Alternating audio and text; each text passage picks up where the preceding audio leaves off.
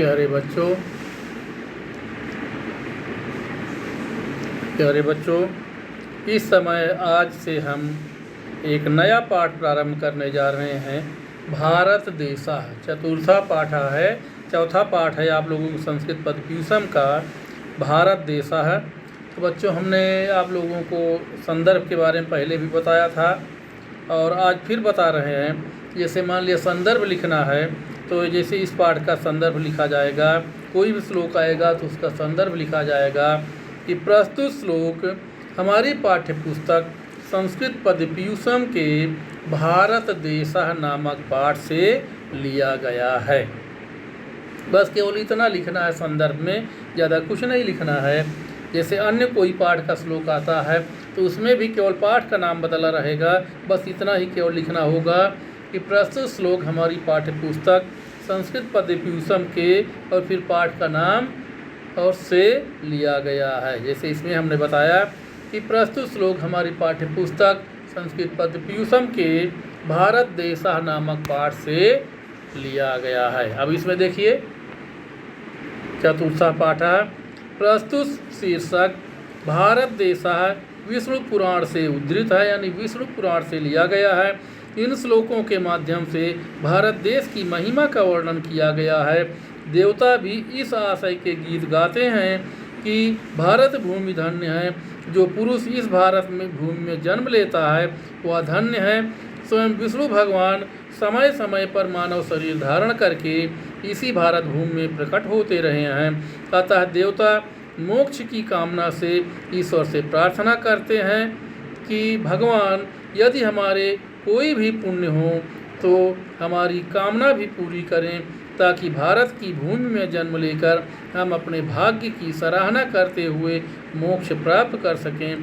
प्रस्तुत पाठ में ईश्वर से यही प्रार्थना की गई। तो बच्चों, आप पहला श्लोक देखिए। गायन्ति देवाः किल गीतकानि धन्यास्तु ये भारत भूमि भागे स्वर्गापवर्गास्पद हेतुभूते भवन्ति भूयः पुरुषाः सुरत्वात्। तो इसका शब्द विभाग देखिए बच्चों। पहले गायन्ति देवाः किल गीतकानि धन्याः अस्तु ये भारत भूमि भागे स्वर्ग अपवर्गाः पद हेतुभूते भवन्ति भूयः पुरुषाः सुरत्वात्। अब इसका अन्वय आप लोग देखिए, स्क्रीन पर देख सकते हैं और आपकी किताब में पेज नंबर 79 पर है, 79 नंबर पर, उसमें भी देख सकते हैं। अन्वय देखिए। देवाः किल गीतकानि गायन्ति स्वर्गापवर्गास्पद हेतु भूते भारत भूमि भागे ये सुरत्वात् भूयः पुरुषा भवन्ति ते तु धन्याः।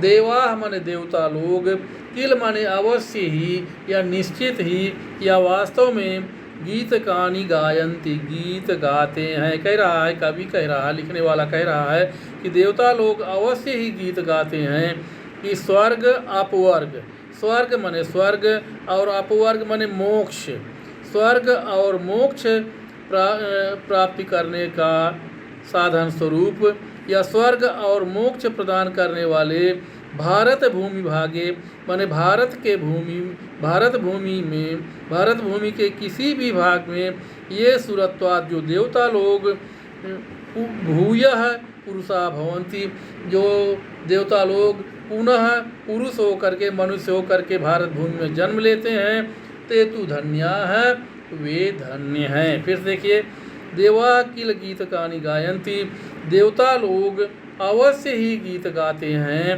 कि स्वर्ग अपवर्गास्पद हेतु भूते, स्वर्ग और मोक्ष की प्राप्ति के साधन स्वरूप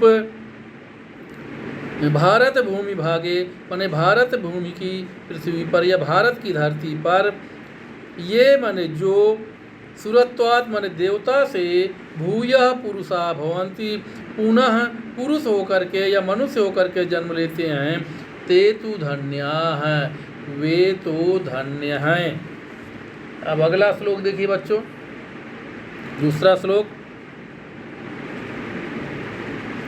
श्लोक है कर्मण्य संकल्पित तत्फलानि सन्न्यस्य विष्णो परमात्मभूते अवाप्यतां कर्म महीमनन्ते तस्मिन् लयं ते त्वमलाः प्रयान्ति। इसका शब्द विभाग देखिए बच्चों।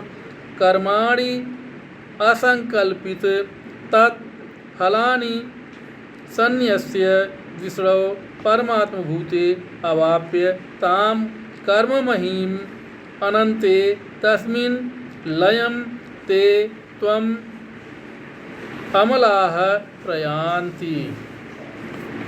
इसका अन्वय देखिए बच्चों। अन्वय है पेज नंबर 79 पर। अन्वय ते तु ताम कर्म महीम अवाप्य असंकल्पितं तत् फलानि कर्माणि परमात्मभूते विष्णो सन्न्यस्य अमलाः सन्तः तस्मिन् अनन्ते लयं प्रयान्ति। ते तु वे मनुष्य, कह रहे वे मनुष्य, ते तु माने वे मनुष्य जिन्होंने कर्म महीम, जिन्होंने कर्म महीन माने कर्म भूमि भारत को में अवाप्य माने जन्म लेकर के, वे मनुष्य जिन्होंने कर्म भूमि अपनी कर्म भूमि भारत को प्राप्त करके या भारत भूमि में जन्म लिया है और असंकल्पितम कर्म फल की इच्छा न करते हुए तत्फलानि फलानि असंकल्पितम कर्म फल की इच्छा न करते हुए कर्माणि माने अपने किए गए कर्मों को परमात्म भूते विष्णु यानी परमात्मा स्वरूप विष्णु माने विष्णु को समर्पित करके, सन्न्यस्य माने समर्पित करके, अमलाह माने निर्मल होकर के या पाप रहित होकर के, तस्मिन अनंते लयम प्रयान्ति उसी अनंत परमात्मा में लयम प्रयान्ति विलीन हो जाते हैं, यानी उसी परमात्मा में विलीन हो जाते हैं। एक बार फिर देखिए। ते तु माने वे मनुष्य जिन्होंने ताम कर्म महीम अवाप्य उस कर्म भूमि भारत देश में जिस यानी इस कर्म भूमि भारत भूमि में जन्म लिया है, असंकल्पितम तत्फलानि ओह बिना इच्छा के कर्म फल की इच्छा के बिना, तत्फलानि असंकल्पितम माने कर्म फल की इच्छा के बिना, कर्माणि परमात्म भूते विष्णु सन्न्यस्य कर्म को परमात्मा स्वरूप विष्णु सन्न्यस्य विष्णु भगवान को समर्पित करके, अमलाह माने पाप रहित संता माने हो करके या निर्मल हो करके, तस्मिन अनंते उस अनंत परमात्मा में लयम प्रयान्ति माने विलीन हो जाते हैं, यानी उस परमात्मा में विलीन हो जाते हैं। एक बार फिर देखिए। ते तु ताम कर्म महीम अवाप्य वे मनुष्य जिन्होंने कर्म महीम अवाप्य माने कर्म भूमि भारत में जन्म लेकर के, असंकल्पितम तत्फलानि यानी कर्म फल की इच्छा न करते हुए, कर्माणि परमात्म भूते विष्णु सन्न्यस्य कर्म को परमात्मा स्वरूप विष्णु को सौंप करके, अमलाह संता माने निर्मल हो करके या पाप रहित हो करके, तस्मिन अनंते लयम प्रयान्ति उस अनंत परमात्मा में विलीन हो जाते हैं। तो बच्चों आज के लिए इतना ही। इसके बाद आगे के पाठ कल पढ़ाएंगे। धन्यवाद।